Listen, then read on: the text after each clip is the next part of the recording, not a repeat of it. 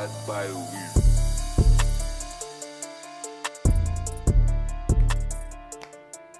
honey. What's up, my baby? How are you? I'm doing good, especially now. Why? Especially after that phone call that we just got. Well, explain to the audience what the phone call was. Well, last week we said that we had an offer on our Holly house after a long-awaited period of time, and I also said Not that long. Not long with Johnny, should I say? Sorry. No, not with But Johnny. Yeah, no, yeah. Johnny's the man, and he's been Yeah. crushing it. But we got into a contract, and I was like, I don't know, the option period ends tomorrow, and who knows, maybe on the next podcast I'll be crying over the fact that they pulled out, and sure enough, they did. Yep. That day. No, the next day. The next day. No, it was Sunday. It was Yeah. The next day, after the podcast, after we shot the podcast, they pulled out. I didn't cry. I didn't even come close. I actually held together. I think I sat on the couch. I let it sink in, and I think I gave one really good. I think I gave one of those, right? I was just like twitching. That was weird. Is that what I did? I think that's the extent. Yes, I don't really remember getting that information. It was. You were sitting here. I was sitting there. Oh, okay. And I just gave it one good sigh and eye rub, and then I was like, okay, let's go about our day. And honestly, haven't thought about it since. And then Johnny said, we got this other interested party who I'm gonna be reaching out to, and he's been working them for a little while, and we just got the call that we have another offer. Well, so, is it a fit? Well, we don't have the contract yet. We'll have that tonight in an hour and a half. Yeah, so to sign it away. So, who knows? Maybe next podcast, you never know. But that's a big deal. So it's huge. Kind of going into this conversation, Feeling good? Feeling pretty good. There's so many reasons to feel good, honestly, right now. But I guess we'll get there. Good. I'm just gonna take a sip. Sip of my Shilajit. What is it? Your decomposed. It's basically fossil fuel. Yeah, it's more or less what it is. It's like decomposed organic material and minerals from plants and animals and various minerals that's decomposed, and they find it on the rocks in really high climates and the furthest reaches of the earth. And then I buy it on Amazon and I put it in my coffee. I didn't even ask, because I guess this is a great opportunity to ask, where did you find out about that? I've been seeing a lot of people on Instagram doing it. And this is for honestly for a couple of years I've been seeing it, and I just, you know me, when I start a habit, if I start it, I have to stick with it, and this stuff isn't cheap to begin with, so I just kind of kept putting it off, and eventually I did enough of, I saw enough Shilajit on Instagram and then dove in and did a little bit of digging in terms of what it is, and decided to take the plunge.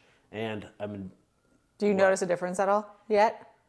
All I know is I ate a pig this weekend, and I felt really bloated on Sunday, really bloated from just all the stuff that we were eating, because we've been eating out a lot the last few weeks.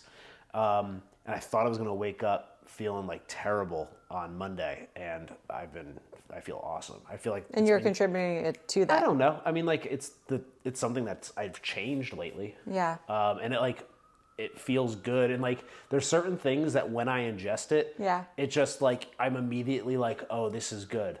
The liver is one of those things. Siggy's yogurt is another. Whole milk is another. Where I'm just a steak. These things where I just put it in my mouth, I just go, oh yeah, that's what my body wants, and I get that same sensation from this. So, interesting. Even more so than I get from the spirulina. Is that just with hot water right now? This is with hot water and honey.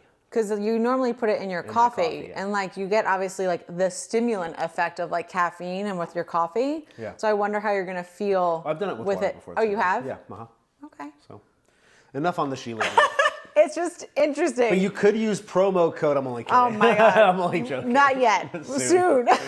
Soon a promo code for Shilajit for fossil fuel. It looks like oil.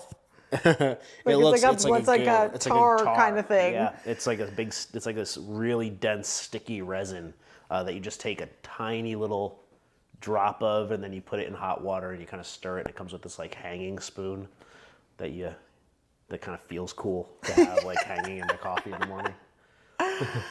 Oh, well, we're here on a Tuesday night. I just had work, and on Tuesdays we call Dr. Gordon's clinic day Skullfuck Tuesday. Yeah. And so I'm trying to get like my mind in like podcast mode right now. Why do you call it Skullfuck Tuesday? For that exactly what that name sounds like. That's exactly what it is. It's just a lot of patience and conversations and dealing with like you love your work. I do love my work. You said it a couple weeks ago. I do love my work. You exclaimed it a couple weeks ago. I do love my work. But I can still, like, Tuesdays, no matter how much I love my work, are always a Skullfuck Tuesday. They've been called Skullfuck Tuesdays for a really long time. Yeah. This is not a I'm going to be thing. there next week, the end of next week, the 30th. It's my 9-year anniversary. Oh my gosh. Wow. I know. That's cool.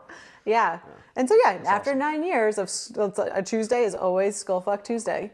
But yeah, it's just, the patients are great, but it's a lot of conversations and, dealing with the different personalities and making sure the clinic runs smoothly.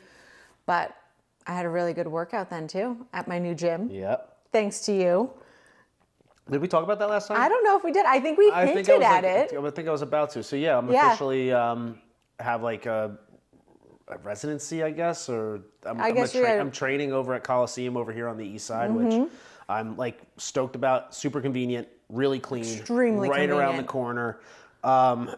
Nice staff and great folks over there. They're the same people that own Squatch. They have another gym right next door. It's like inside. It's air conditioned. It's a lot like cleaner and more presentable than Squatch, which is just basically like a garage gym warehouse. Which, I understand the value. I understand the appeal of that. I like a nice, clean, organized gym with like equipment where everything is like where it's supposed to be. Yeah. And it makes my day so easy because like when I'm over there around lunchtime, I'm in and out. I've been talking to them for a while about becoming a trainer there, at least like being able to train my client, not like being a trainer there because I'm not like, I don't know. An employee there? I'm not an employee. I'm not like... You're like, like almost like renting their space to train clients. Yeah. Like I'm just using their space like for my clients when it's necessary, more or less. And that's really cool. And with that, we get like access to all the facilities over there. There's the Hive, cold plunge and sauna. There's Squatch. There's Radio Room, which is a podcast studio. Yeah, so I forgot about that. Maybe we'll I take want to check that advantage of out. that. Yeah, no, we should. Yeah. Did you look at it when you were there doing like No, the tour? I haven't taken a wonder look where yet. it is. I know exactly where it is. Okay. But I know who I have to reach out to about that as well. But there's that. There's a bunch of other perks as well, but one of them is that you get a buddy pass. So you're also going to be my buddy over there to all of those facilities as well, which is pretty sweet. For sure. Not much else to say about that, except if you're over on the east side, go over to Coliseum, let me know, and we'll get you that. Well, I do actually almost have a promo code for that. sure. It has, You do. I don't get anything from it, but if anybody's interested in a really nice, really convenient, clean, convenient gym, or if you're interested in Squatch even, you can go over there and you'll get a discount. Nice. If you're my client. Nice. Yeah, but I loved it. I love like coming home, changing, popping over there, coming home. It's like less than a 5-minute drive. Yeah. It's awesome. We were supposed to do this on workout. Sunday, and like it's been challenging to stay in a podcast rhythm. So now here we are at like almost 8 o'clock on a Tuesday, which isn't ideal for podcasting, but again, it's been. You're like in a different energy space than I am. I'm like all giddy. I know. With all the things that have been happening on my end. The coming on after a Tuesday, I think that's like Yeah, I know. can't do the Tuesday I know. because it's Listen, I'm carrying it's a struggle I'm carrying to be this like, episode right now. Oh please, okay. Talking about your Shilajit and your energy you're getting from it. Maybe I need Shilajit. Here. Let me take a sip of Shilajit and let's see if this works on camera, like real time. And when it does, Ooh, it's hot. we'll drop the promo code. All right, I got my Shilajit in me. Okay, sweet. All right, so weekend. Let's talk about our fun weekend because we had some. Well, yeah, we had like- a great weekend. We went to Dr. Gordon's house. She invited us over to go watch the Tyson fight on Friday, which was a ton of fun. A big, beautiful house. I That's know. like the nicest house I've ever been in my entire life. It's like my dream house. Yeah. It's like a boutique hotel. Yeah, it's beautiful. You walk in there and it's just, everything's in like a perfect place, but then she's got like 2 pit bulls just like running around like And they they're own that house. adorable. Yeah, so we watched that piece of shit fight. Okay, so what did you think, who did you think was going to win? Or I guess who were you hoping would win? I wanted Tyson to win. I wasn't 100% convinced that he would. I wanted to believe that he would, and I was kind of like leaning in that direction because I wanted to be like, yeah, fucking Tyson, he's the man.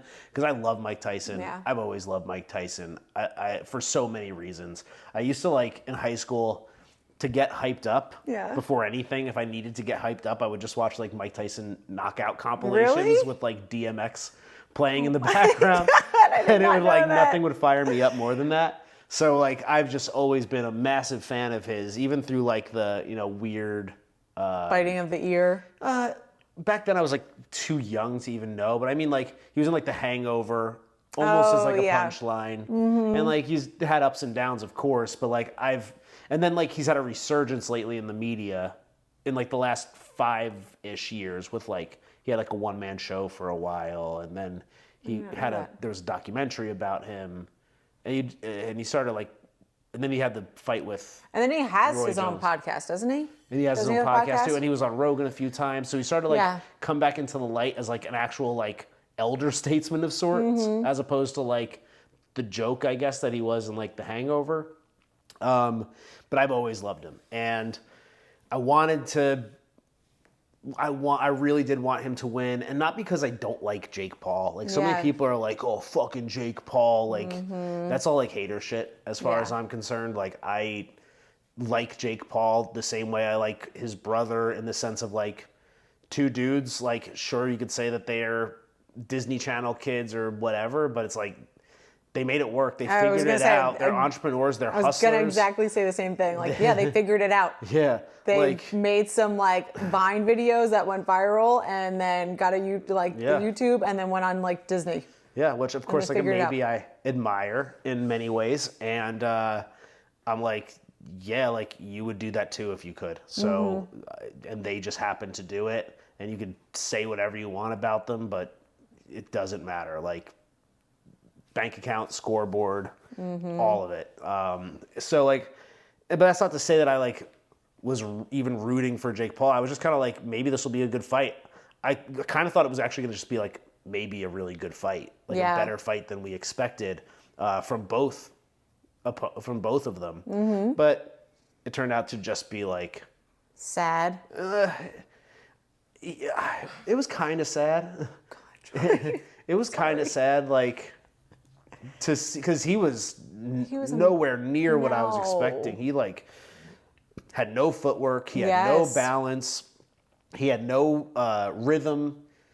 Didn't seem to have much stamina. He made some like really terrible, sad, almost like crying face during the break before the last round. Oh God. That was like pretty pathetic, honestly. And I just really don't know why it even happened and how he was so out of like shape and unprepared, honestly, for it. Well, I think and he I don't did want to say prepare, but he prepared for the best he could. You think so? I don't know. But I mean, I would Maybe. imagine he did. I mean, he I would also imagine like he did too. during the summer when he was supposed to have the fight had like a massive GI bleed, and like and like that's life-threatening. And I'm not saying that like he didn't prepare, and I'm not saying that he didn't work hard or whatever. Like I don't know what happened, and it was like very like underwhelming. Yeah. But then like, okay, like Jake Paul wins. People are like kind of not happy about it. And like people are like, I can't believe Jake Paul gets to say he beat Mike Tyson. But it's like, yeah, like good for him. Dude, would you step in the ring with Mike Tyson even at his age, even the way he looked in that ring? Like I certainly wouldn't want to be on the other side of a Mike Tyson fist. Like, so just putting yourself in that ring is badass. For sure. The fact that you had enough clout through actual talent and skill, or simply because you're a great promoter, one or the other, they're both incredible skills and talents. You got into that ring, you were brave enough to get into the ring with Mike Tyson, and he is 30 years older than you, and you get to walk away saying you beat Mike Tyson. Good on you. That's fucking awesome. Yeah. And I mean, he did, like, Jake Paul did get some hits from Mike Tyson. Like, it wasn't like it was, punches from fucking Mike Tyson. Like, it might not be obviously what they used to be, but like, still, you're getting punched by Mike Tyson, and he got slapped. Yeah, and he got slapped. Got that bitch slapped. And he got to land a few really good punches. Sure. He stunned Mike Tyson with a few of those punches. Good for you, dude. That's fucking awesome. But like, that's fucking awesome. And and that's not to say that I've lost respect for Mike Tyson. I will say I think that he probably should have known at a certain point whether he was going to look that bad in the ring, and probably called it off. Yeah.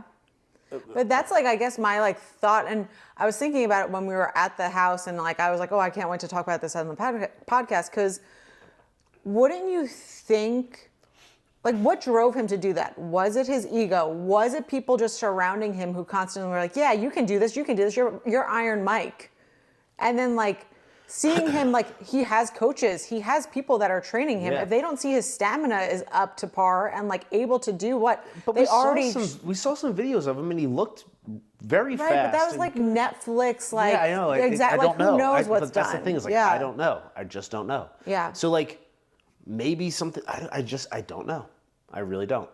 But I like, could say this, like, he also didn't look super confident walking out that night during his walkout. No. He kind of had like a little bewildered look on his face. It he was certainly biting wasn't on the his same. glove. Yeah, it certainly wasn't the same like look that Mike Tyson was given in the 90s when he was walking out. So who knows what happened? I don't want to speculate, but I would say, like, it seems like it probably was something that at a certain point they probably should have said, like, I'm not going to be able to get into the kind of shape that's necessary for this, and it's not going to be a good fight, and I don't want to like tarnish my legacy. But then there was like also a little video that was released a few days before the fight where Mike Tyson was being interviewed by like a kid, and the kid was like, "What do you think your legacy is going to be?" And Mike Tyson was like, "Yo, fuck my legacy. Legacy is all ego. If you care about your legacy, you care about ego. We're all going to die. We're all going to be dust someday." And it was like he's saying Good impression. this. That was not bad, right? That wasn't bad. He was basically, the joke was, or it wasn't even a joke, but the reason why it was being shared is because it was like Mike Tyson forgot he was talking to a kid, because it's like a 9-year-old kid with like a microphone, and he's talking about how you're gonna die. We're all gonna die someday. There is no such thing as legacy. We're all gonna turn back to shit. You gotta find out at some point, I know, I guess. I know. Like, But so find out sooner obviously, rather like, than he later. wasn't caring, at least purportedly not caring about his ego. Yeah. So, or about his legacy.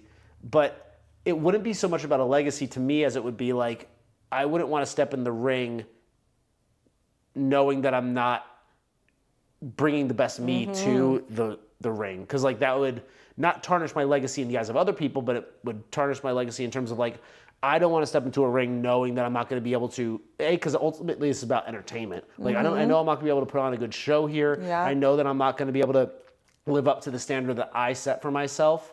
And that's not to say that you should like lay down on your sword and die and roll over, but you would say, like, for my own sake, it doesn't make sense for me to do this at this point, and for the sake of everybody else, like, honestly.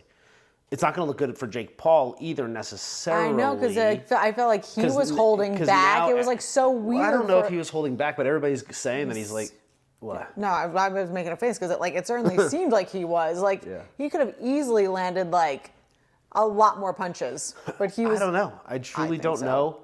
All I can say is, like, I feel like we're spending a lot of time on the Jake Paul fight, but now everybody's saying, like, they're making fun of him for like beting up on an old guy. So it's again like, I think if I was Jake Paul, I would feel like I won. You got beat by an old guy. Yeah, exactly. Yeah, exactly. So like, you can't win either way. Yeah. That's the extent of like my thoughts on it. I just think it's a little odd, I guess. I don't know how it got to that point. Yeah. People are just probably jealous of Jake Paul. But and like that he figured it out with social media stuff. But I'll say this.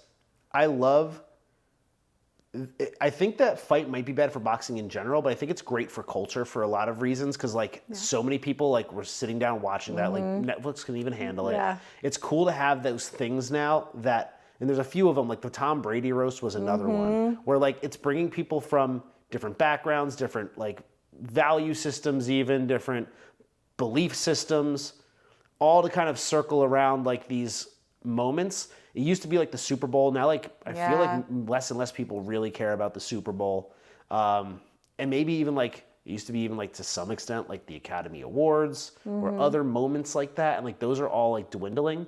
And now Netflix has done a really great job of putting out like must-see content that's also live. They did it with Joe Rogan. They did it again with the Tom Brady roast. They're also, based on the commercials I was seeing, they're going to have WWE and they're going to have NFL. Yeah, like on the Christmas Day games. Netflix is fucking killing it now. And they're also like really kind of leaning against like the woke stuff, which now that Trump's in office, that stuff is not going to exist much longer anyway, probably. But they were ahead of that curve with like certain comedians that they had on there, Rogan, Shane Gillis, Tim Dillon with his show. Oh, yeah. So I think I'm not a guy who like looks up to corporations, certainly not media corporations, but Netflix is fucking killing it. And if you also need a Netflix subscription, you can get promo code. I'm kidding. Again, soon. That was my little Netflix sales pitch. I'm impressed by Netflix. I'll say that. I always shit on Netflix, and now I'm actually like really impressed by a lot of like the entertainment decisions and business decisions that they've made. So Netflix gets my approval, I guess. I don't know. 2 thumbs up from Jared Curcio. But then on Saturday, we had, speaking of like becoming a social media presence, we had an 18-year-old come over and help us with social media stuff. Yeah. I guess explain who Sweet Sophia is. So Sophia is my friend's sister, who I was invited maybe a month or so ago to go do like a content workshop where it was all about learning how to boost your views through social media. And of course, with our business where it's at and with this podcast and a few other things, we're anticipating putting out a ton of content. Last year, when I first put my notice in with my job and we got that lease signed for the gym, we started putting out, and I both started putting out a lot of content. I was really winging it, but I put a little bit of a plan together. We executed on it for an extended period of time through the end of last year into early this year. But then when the business started to have to pivot from gym to coach, we totally like nixed that, because it's like, we're not going to just keep putting out we put out some, but like not as nearly as consistently or as well thought out or as like well produced as the stuff that we were doing last year. And so like that's kind of like taking a back seat while we spin up the business. And to me, there's a lot of things that I know I'm really good at, and there's a lot of things that I don't understand genuinely. Google AdWords is one of those things. Like any kind of pay-per-click stuff is things that I've done in the past, like with like the Kit and e-commerce businesses and stuff. And I've never been able to figure that out or get that right, no matter how much research I do. And it also feels like getting views on Instagram is also something that like I don't seem to grasp. I think that I can put out solid content and content that's like gets eyeballs, but like I don't know how to match that to the algorithm and get something that the algorithm spits out. Pushes out to just random people, so then you get the follows and we've had some promo codes. We've had some success there. Yeah, I need promo codes. I'm trying to get promo codes. That is something that like I want to have a better understanding of and be able to maximize and optimize. So it's kind of been one of the things that in my gut is like one of the few things where I'm like, I have no idea how I'm going to do this. Like, I don't know how this works. I don't really get it. It's never worked for me so much in the past. How does that work? So I wanted to go to that workshop for sure. she's 18 years old. She's pretty much done this research like all on her own, and she's got a lot of a couple like success stories. She's really honestly just getting started for the most part. Yeah. But you could tell that she's like done this. Oh yeah. And it was funny because like she's this unassuming 18-year-old girl, and I said to you like you didn't meet her until she showed up here, and I was like, you're gonna be surprised. She's got boss energy. Yeah. She was one of the best the best natural salesperson I ever spoke with at 18 years old, never having a sales job. She read like one sales book. Yeah. And I was like, she was trying to sell me on one of her packages, and I was like asking questions and being difficult because, again, quite frankly, I am like hesitant about whether this is a like code that can even be cracked in the first place, similar to like my pay-per-click experience. I'm like, is this even real? Like, do you just get lucky? I don't really get it. And she was like, just such an exceptional salesperson at asking the right questions, like pushing back on me, not letting her like push her around at all. I was like, holy shit. Like, not only am I going to sign up with you, but like, you're also maybe the most talented natural salesperson I ever met. I told her that, and I told her brother. Yeah. And she was here for 5 hours on Saturday doing like an entire workshop mastermind on our previous content that we want to be like, how to improve our hooks and engagement and providing value. She's like, the algorithm likes that you're putting out something that's consistent and providing value to people. And it was it's not that the algorithm likes value. It's that people want to be told at the outset, not what am I about to see, but why should I sit through it? And then you need to give them continuous reasons to stay with it, which like all that sounds obvious, but like we broke that down into like far more detail with actual examples of things we've done in the past and my 600 cell spreadsheet that has all my ideas moving forward with it too.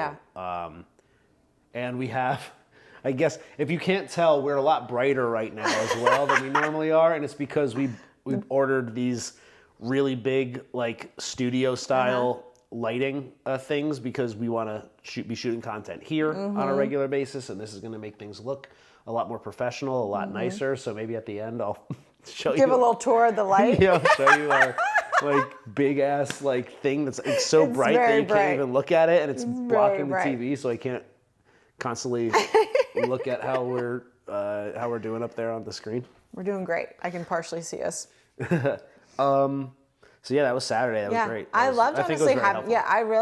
I definitely enjoyed it, and hearing a third party come in, look at like the old content we did, break it down, and you're like, well, and it was funny to like hear both of you talking, and I was just kind of like sitting off in the back, like I was working on some of my own stuff. And hearing the two of you going back and forth, and you're like, well, isn't this just great? Like, I don't understand. Like, why isn't this good content? And she's like, I'm not engaged. Like, there's nothing for me to sit here and watch this.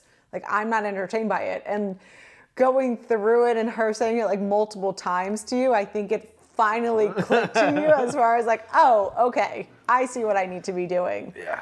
But yeah, it was really, really helpful. And so we'll start like pushing content out come the new year with that plan. And then we have like follow-up calls with us. She's like, you better be posting. She follows us to like make sure she's going to follow our stuff and give us feedback, which I think is going to be really helpful. I walked away with a handful of like really valuable tidbits from that. And but like, I'm talking like really valuable, like will change the strategy considerably. Definitely. And they'll, even just up to the accounts. In a way that I'll be able to incorporate it in the already existing plan that I had.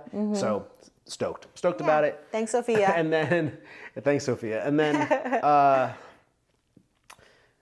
that night we were out and, or I forget, like maybe, I think it was later that night, we had Tim Dillon on here on the TV. God. And he made a comment, and we were both like a little tipsy and a little bit high. Yeah. And he made a comment along the lines of like, listen, you're either the Rizzler or you're not.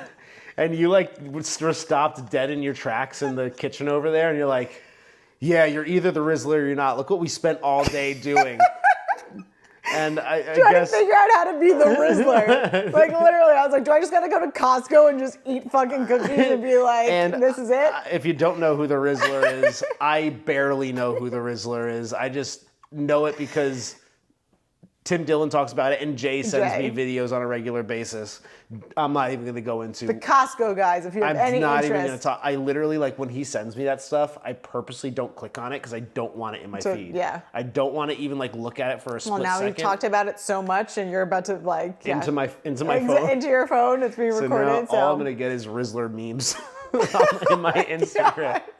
But that is good. The reframing of doing all that work, being so intensive, like 5 hours worth of work start to finish, and like hiring somebody and like paying good money for like this feedback, and for you to then basically just distill it down to, we're trying to be the Rizzler. Either you're the Rizzler or you're not. We spent all day working to become the Rizzler. Like, that put a funny new perspective. I mean, it's just on, like kind of like how what intense it was. I was taking that conversation. I know.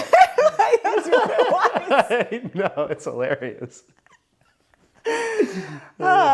Anything else you guys say about that? No.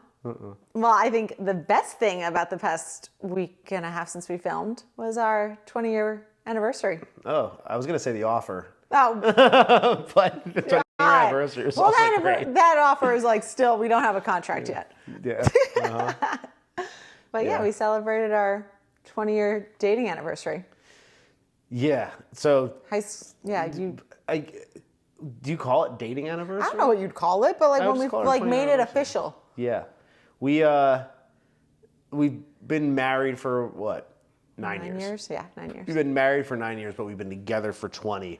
And when we posted about our 20-year anniversary, my aunt texted me like, "You guys have been married? How long have you guys been married for? 20 years?" And I was like, "No, we haven't been married for 20 years." Yeah. But like, we don't think of it in terms of like our wedding anniversary, because like the wedding was such like a formality at that point, especially that like I just look at the wedding as like letting the rest of the world know that we were committed to one another, but like we were committed to each other from the get-go. So I think from now on, like, we'll continue to.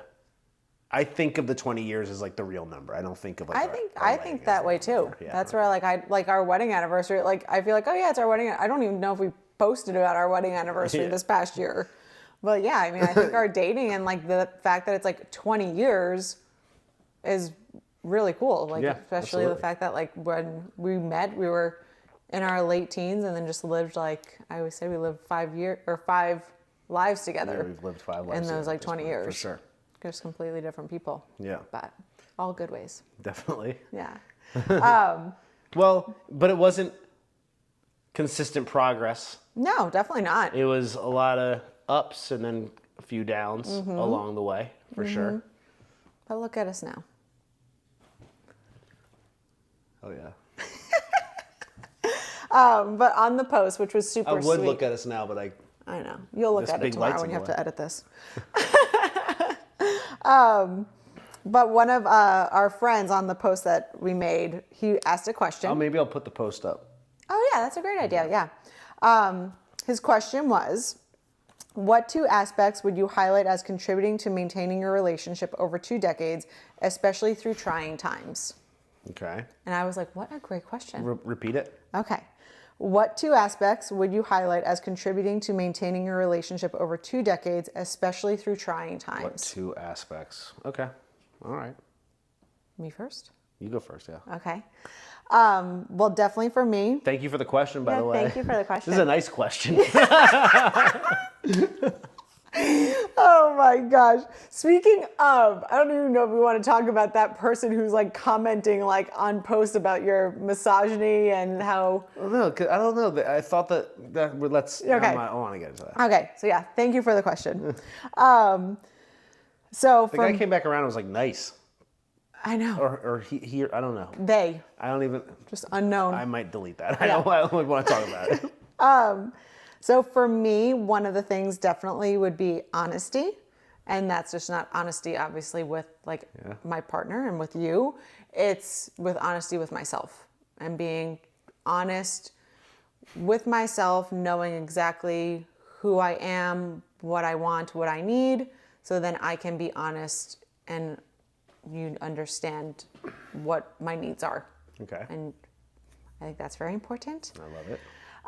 And then the other one for me, and I said this on the questions episode, I think the question was like, what's the thing that you love most about each other? And I said, for me, it was your commitment. And that is commitment in everything, truly like everything you do for yourself, in the sense of like keeping yourself mentally, physically fit and doing all the things that you need to be doing to get everything done. Commitment to our lives and our relationship, and you wanting to make sure like when the weekend comes, like we have a nice dinner reservation or we're doing stuff, you want to make sure we're having fun still, despite all the work we're having to do. You're wanting to make sure we have that really good balance. Like the great vacations that you plan, like you're committed to like a fun, beautiful life for us. Your commitment to like our relationship, and then of course like your commitment to me. Like you didn't, when I had really the dark times, which we've talked about on here before, you could have, as I think a lot of people would have done, would have said like, screw this, I don't want to be a part of this anymore, and would have, separated, divorced. But for you, you were like, no, like I love you, and like I want to get through this with you, and you were committed to me and committed to making sure that I got back to like my overall health and well-being, and that you helped me grow and like get out of that. And so like the commitment and the honesty are the two aspects that I think are the biggest thing that have helped our relationship in the 2 decades to survive through all those trying times. Well, thank you, Bo, You're welcome. for saying that. Give me a kiss. Was that sweet or something? Yeah, that's sweet. Very sweet. Okay, well, yeah, that was really very sweet. And I think my answer, is going to be the same thing as it was in the questions episode. I don't even remember my answer, but it probably is. Because, okay, so 2 things. But for my first one, I am going to use the power of words and the power of over-explaining here. Of course. Because you said honesty. Yeah. I'm going to second that, but rather than use the word honesty, I'm going to use the word transparency. Mm-hmm. Because honesty indicates, or I guess it insinuates honesty. It insinuates communication. Because like that honesty is a truth, but transparency insinuates it's being communicated to somebody else in some way. Somebody else is receiving that level of honesty. Mm-hmm. And then also with transparency, it means you don't need to look for it to find that honesty. It means, so like there's a certain level of like proactive communication. I think that, does that make sense? Mm-hmm. So transparency, the word meaning honest, communicative, and proactive, which I think are all critical to the overall honesty. And on top of that, you can't be transparent and honest with somebody else unless you're honest with yourself. Mm-hmm. So I'm piggybacking once again off of yours and saying that transparency can only be offered if the person is honest with themselves. So in order to have transparency, you have to have honesty to begin with. So transparency is number 1. Does that make sense? Yes. Okay. And then number 2 is the level of support that you have given me from the very beginning. And I don't just mean like doing the dishes and doing the laundry, as much as that is really important. Like that has been thinks supportive. that's all. I know. It is the level of emotional support, the level of even like, I guess we can call it like emotional support that you've provided, being a cheerleader for me, not giving me friction, encouraging me to be the best version of myself, mm-hmm. encouraging me to take risks, encouraging me to work on myself, holding me accountable to the things that I've said I'm going to do, mm-hmm. and the things I say I want to do, and helping me make sure that I am staying in alignment with the things, with my goals and the things that I purport to want.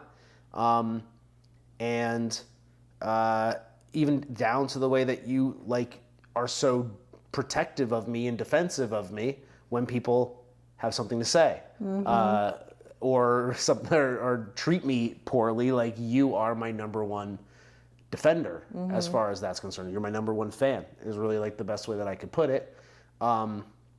And all of that support is what has allowed me to have that level of commitment and all the things that I've done up to this point in my life. Because I told, like, a few, you say, I remember in the episode you said, you're committed to everything. And I said, I'm not committed to everything. I'm committed to the things that I commit to. Because, like, if I say that I'm going to do something, if I say that I'm going to achieve something, like, I don't take that lightly. And I do keep a lot of plates spinning. And in order to keep those plates spinning, I need a lot of help, and a lot of help from you in particular. You've always been there to be that support and that help. And because you believe in me so much, and because you build me up so much and fuel me with that support, I'm like, oh shit, like, not only do I want to achieve a lot of great things, but, like, I believe that I can. Yeah. You're that rocket ship. Yeah. Like, and I would also say that, like, I lost my train of thought there for a second, but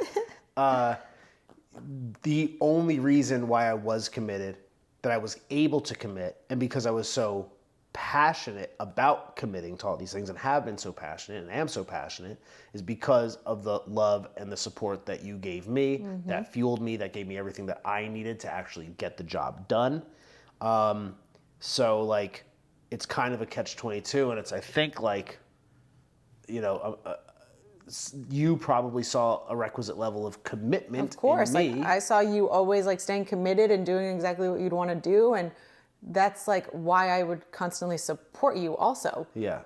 Like I just said before, like, you are that rocket ship. Like, I know I'm going to support you, give you the fuel that you need to stay the course.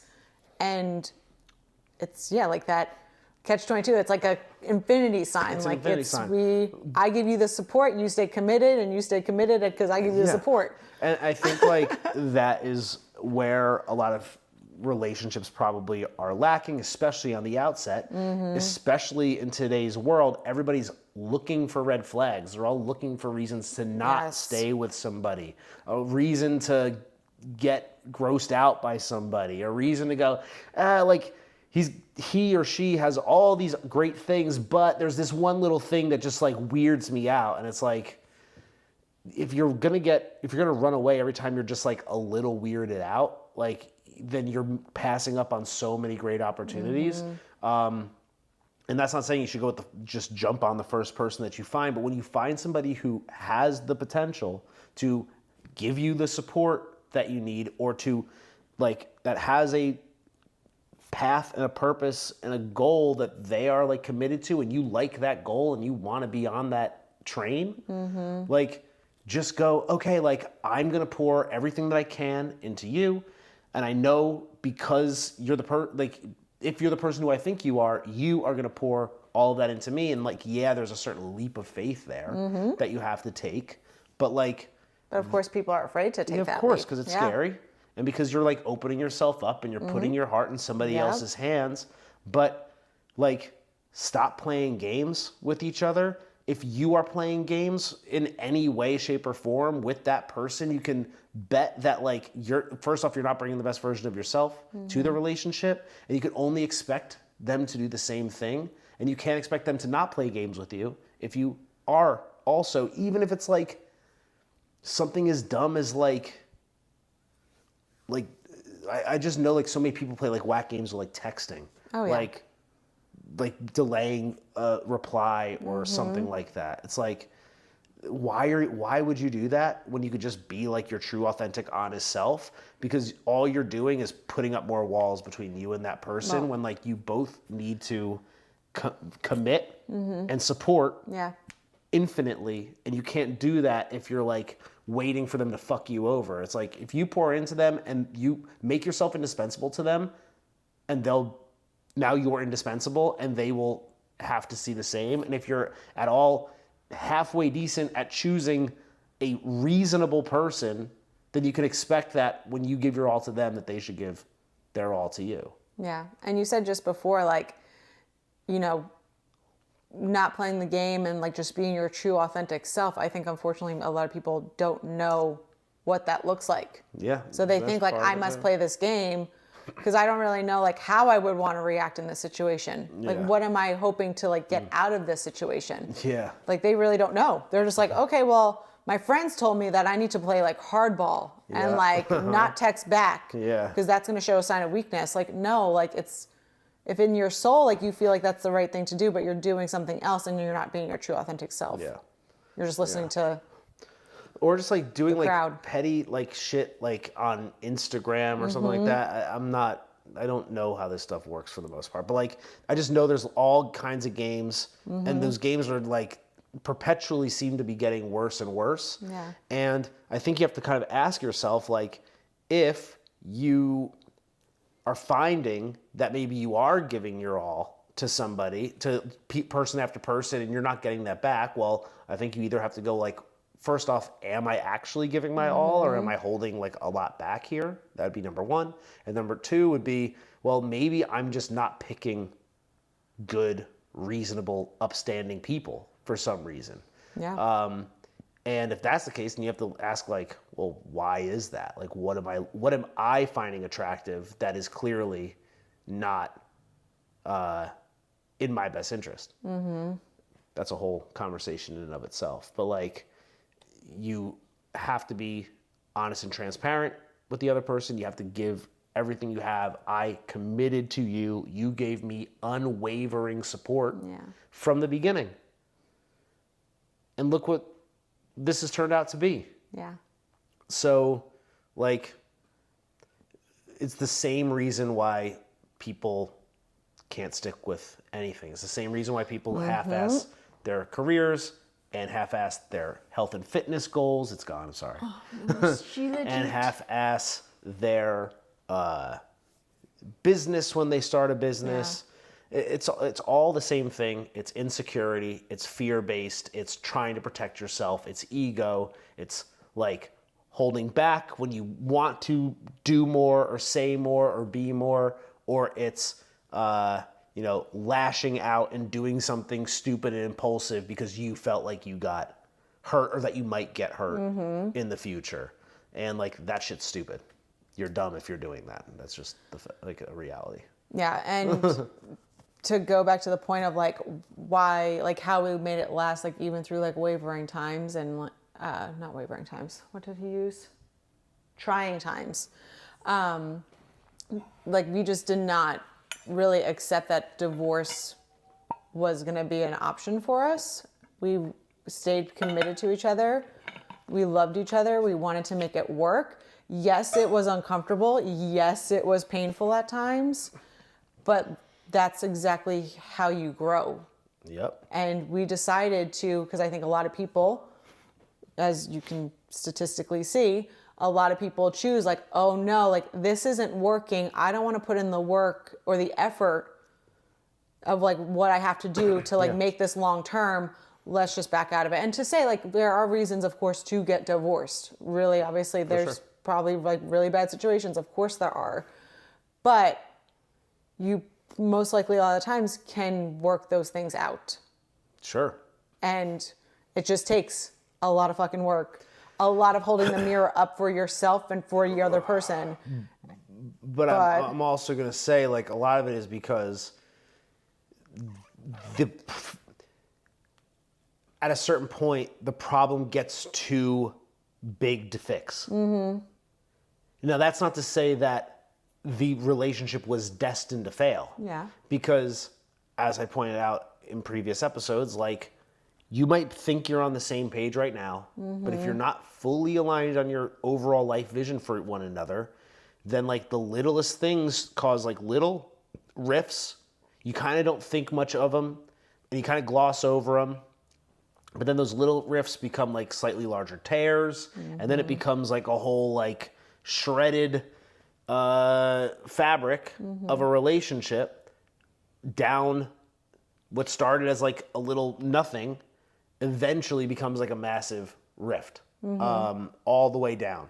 And that might be a year from now, that might be 5 years from now, that might be 10 years from now.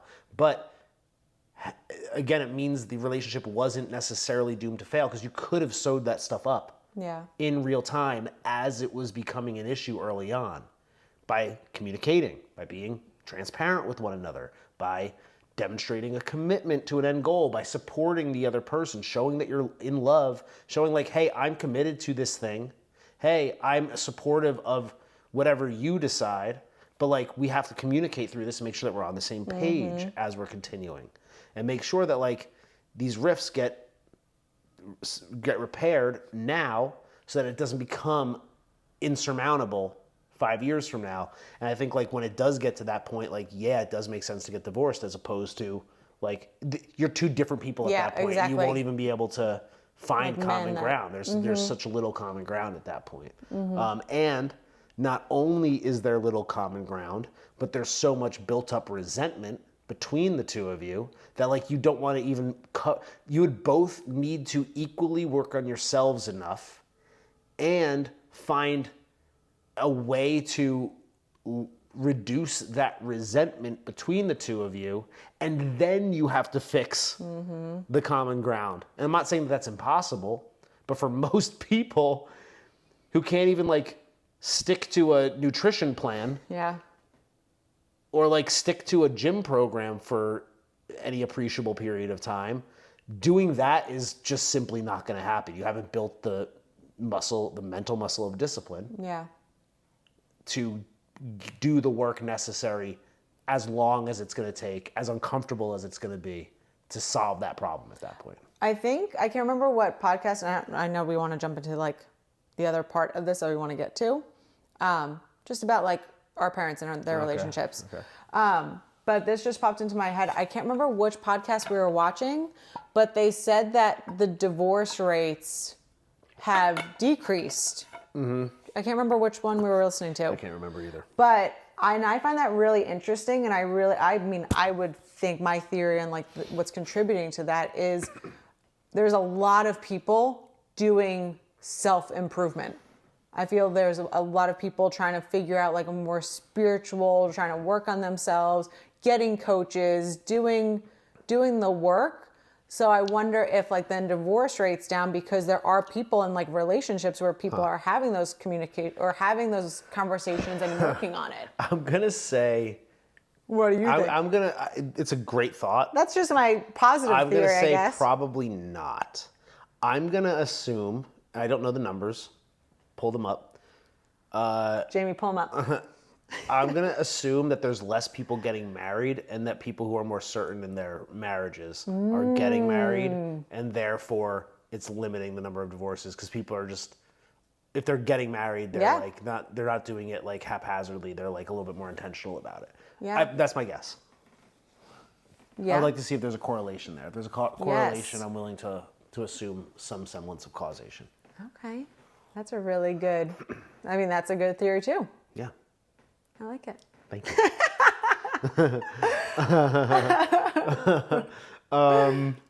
So what? Nothing. You're just like, of course, you just like figure out, like, you're like, well, maybe it's this. And like, that's a really good argument too. I'm not saying that that's what it is. I just don't know. I know, but it's I don't know if that number is even right. I don't know if like marriages are down. I'm going to assume they are. I would, like, again, it makes a lot of sense. So it might be the fact. Google it. Is marriages down? Are marriages down? I don't even have my phone on me. Sorry. Maybe I'll throw that up here too. Yeah, let's put up the stat and then we'll put a disclaimer. I don't know if there's like much else. If you have other questions, like we could do it, but we're pretty much. I think it's just something that we should discuss we don't have to go into major detail, but like you were raised and your parents got divorced when you were how old? I was in third grade, so 9 years old, something like that. Yeah. And what about it? Like how, like were you one of the first of like your friends to get a divorce? Like was divorce even like a topic that you even thought of as a kid? Because like for me, all right. divorce wasn't a thing. Like, no, I didn't know anyone that was divorced. None of my friends were divorced, or parents were divorced. There was like one night, I can like very much remember this memory. I don't know exactly where I was. I was probably in kindergarten, first grade.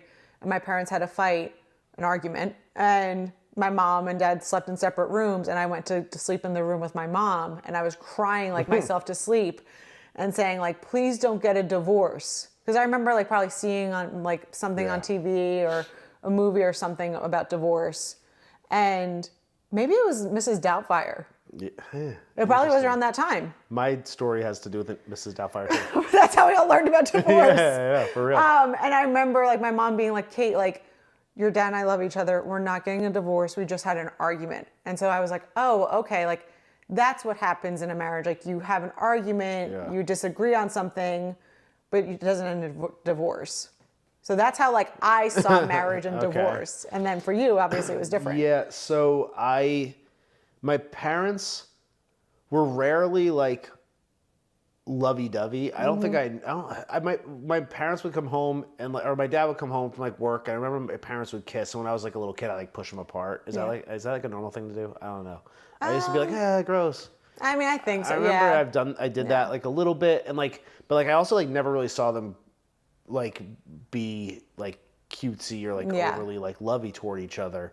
Not to say that they were ever like that they weren't affectionate in some ways, but like it was never overt in any way. Certainly not the way that like I am with you. Yeah, exactly, for sure. It's same with my parents. My parents weren't like very lovey-dovey on each other. But they did fight a lot. Now it wasn't like every day, but when they would fight, it would be like really bad. And I remember like hating it as a kid. Like I hated it when they were fighting. It made like the entire house feel like scary. Yeah, for sure. And I remember like specifically, my dad would be in his home office, and my bedroom was like 2 doors down from that. And I remember like that was always where the fights would be happening. My dad would be at his desk, and my mom would be like at the door, and they would just be like yelling at each other. Like that is a core memory that I have going back to like my childhood, and hating it.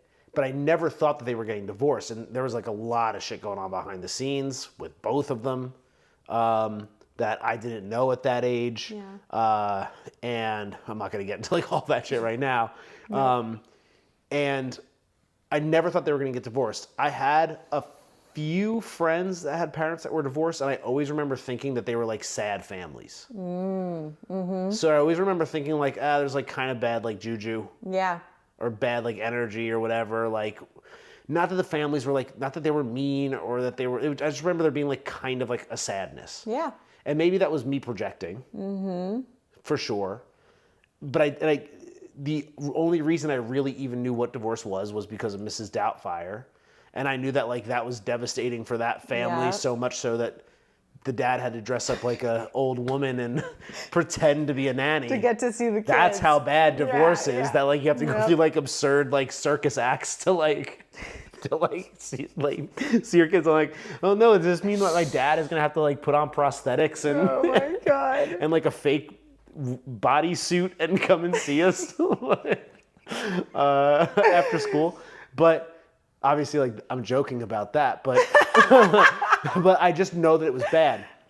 And then the story of me finding out that my parents were getting divorced is actually kind of crazy. Like my mom, I think, won like a cruise somewhere, and I don't even know if that story is true. I was going to say, do you think that's I have no even idea. true? I don't know. I think the story was that she won a cruise, and it was me, my mom, my sister, and then another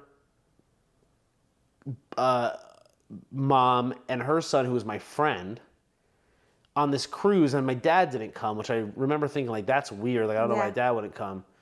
And it was also like, I just remember like not really loving the vacation for so many reasons. It was just like a very strange vacation.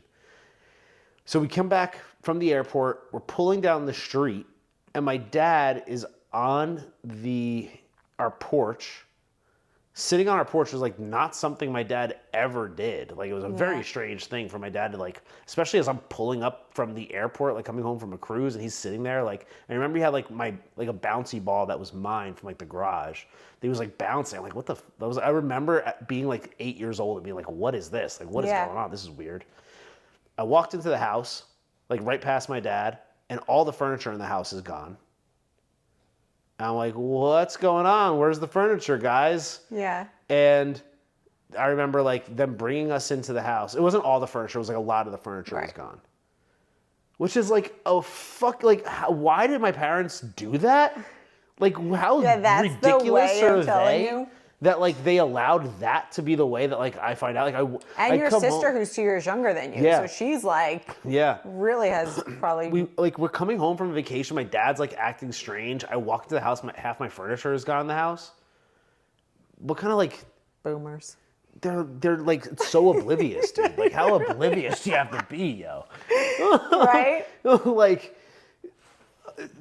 that is how they... So I come outside and like they're like, okay, let's go in the house and like have this conversation. I'm like, I remember like my head was spinning. I was true like, you know, like the meme with like Mr. Krabs where he's like in a crab swirl. Yeah. I was like in the true like Mr. Krabs crab swirl meme. And they're like, we're getting divorced. And I remember just like bawling. I was losing it. I was crying. I couldn't wrap my mind around it. I just knew it was bad. Yeah. And I remember my sister not crying because she didn't even know like what that meant. Yeah. And I remember like trying to convince her how bad it was. You're like, I'm feel like my bawling pain, my feel eyes my out. I'm pain. like, this is bad. And then like for the next, honestly, most of the remaining years of my childhood, up until like my later high school years, I was trapped in between two absolutely like emotionally immature people using us as like not only their sounding board, but a middleman and a pawn in this game. And that's not to say that they didn't love us, and that's not to say that they were doing it purposefully or they even knew what they were doing. Yeah. But they were that emotionally immature. And they had so much hate for each other. And had so much disdain for each other that, and like, I'm not going to go into all the details, not because I don't want to necessarily, but just because like it's probably worth like an entire other episode. Yeah. But like an entire childhood of like them shitting on each other, like to me and my sister, and then like having us like wade through that as if we had any like capacity to manage it, to understand it, to process it, and then like interact with either of them like I'm supposed to respect them. Of course, yeah. And like not only did it make it challenging to respect them because they were so like vicious about one another. So like I guess like on one hand, like they're each telling me bad things about the other one, which makes me go like, who do I trust here? And then on top of it, it's like, because they were being so negative, I'm like, because you guys are so like awful to each other that like, I can't trust you. And you're the one telling me that the other one is bad. They're telling me you're bad. And I can see that you're bad. Yeah. Of course. Because of the way you're and acting. You're also right now. like and I'm like, an I'm adolescent. I'm also like, no, at like 9 and 10. Yeah, exactly. I'm seeing that. And I'm 15. like, so how did I end up with a 20-year, like incredibly like fruitful, like loving and like absurdly like successful relationship? All I can say is I'm a lover, not a fighter, baby. Like I'm a lover. I am a lover at heart. I love love. I'm a romantic. I said a few weeks, I'm like, I'm feminine in that way. Like I love to cuddle and hug and kiss and like give affirmations and tell you how much I love you. I don't want to fight. I fucking hate fighting. I hate it. I really, really hate it. I guess like that was one of my other questions was like, how did your parents' relationship and or like their relationships then after like they got divorced when they got in relationships with other people, like how did those relationships affect They were terrible. like, you? Well, They were all terrible. No, I understand they were probably terrible because it's not just the relationship, it's the person who's in the relationship first. But how did that mold you or like affect you? Did you see that and you're like, oh hell no, do I not want something like that? Like I need to make sure I do all these right things. Like how did you turn out to be in the relationship and the commitment that you are now. Just like I knew that the fighting was not good. Yeah. I knew that the other relationships were like weird too, most of the time. My mom had some really shitty boyfriends. She had some really okay boyfriends. My dad got remarried a second time way too fast to somebody that he shouldn't have even like been in a relationship with. Quite honestly, there was like very little compatibility between them. And that was like a very bizarre, awkward handful of years in my like most awkward time from like 6th grade or like from 5th grade through like 8th grade. Like that was like another component of like bizarre, weird awkwardness throughout my childhood. And like, yeah, with those ones too, I was like, some were better than others. Yeah. But like none of them were good by any stretch. And all I could say is like, I just knew from a young age that like, this is not good. This is not what I want. And like, I'm not taking notes from this as far as like what I should expect. I know like to like find something better. Like absolutely. And then look what happened. Look what happened. It was right around the time I was emerging from that shitstorm. Yeah.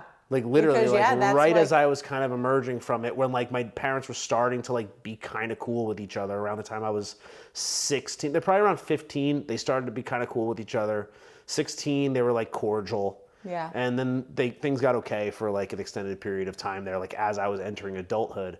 And that's right around the time that You met me. met you.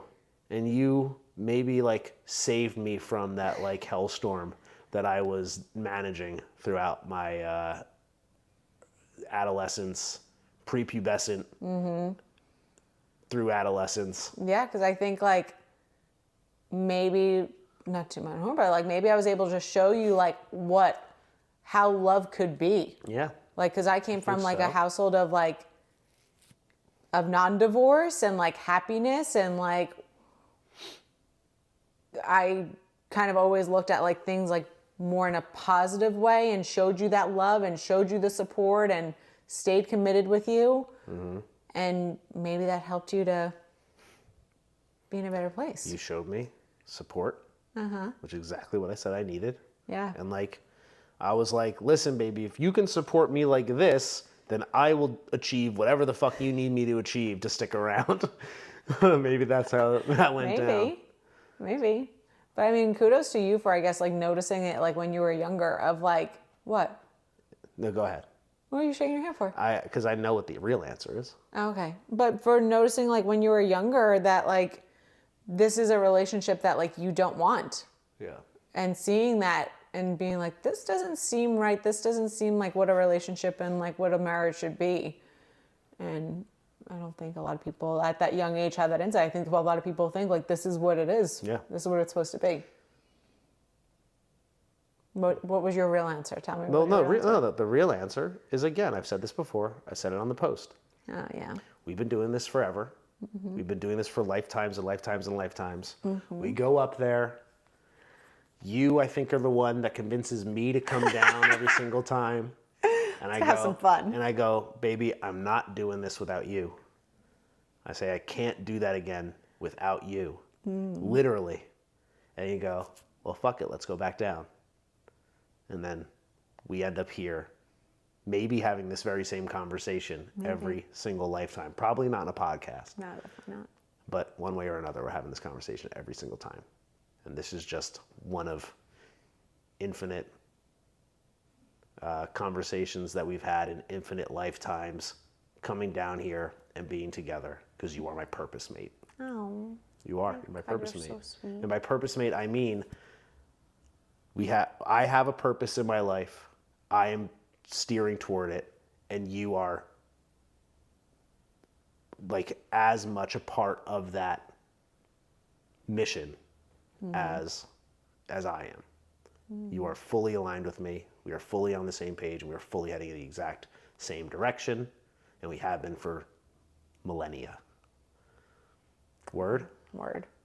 That's really sweet of you to say. I love you, baby. I love you. Wrap it up. I think so. I don't think I have anything else for you. That's a nice way to end a Skull Fuck Tuesday, huh? Yeah. All right, give me a kiss. All right, I'm gonna turn it off. Bye. See ya.